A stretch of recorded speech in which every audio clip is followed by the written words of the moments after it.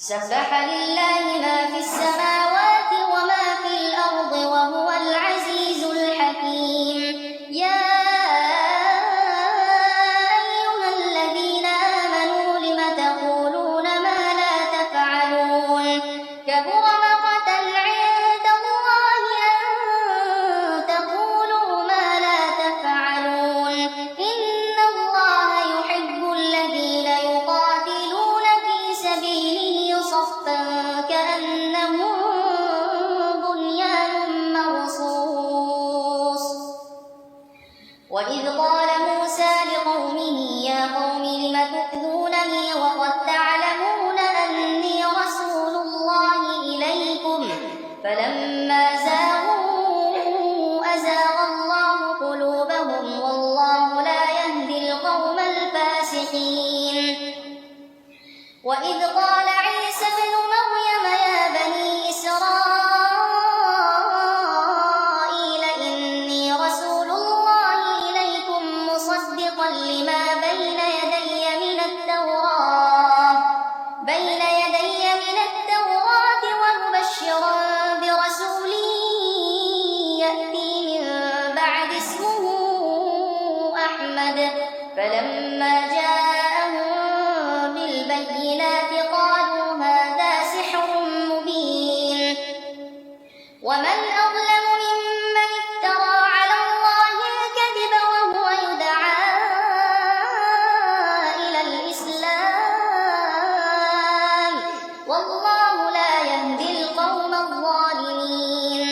يريدون ليطفئوا نور الله بأفواههم والله متم نوره ولو كره الكافرون. هو الذي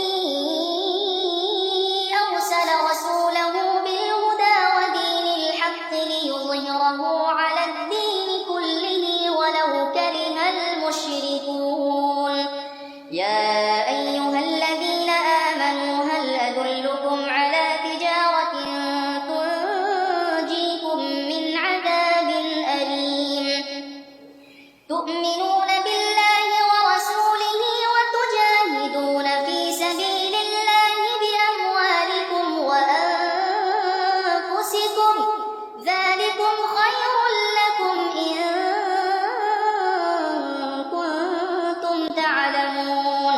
يغفر لكم ذنوبكم ويدخلكم جنات تجري من تحتها الأنهار ومساكن طيبة في جنات عدن ذلك الفوز العظيم. وأخرى تحبونها نصر من الله وفتح قريب وبشر المؤمنين. يا أيها الذين آمنوا كونوا أنصار الله كما قال عيسى ابن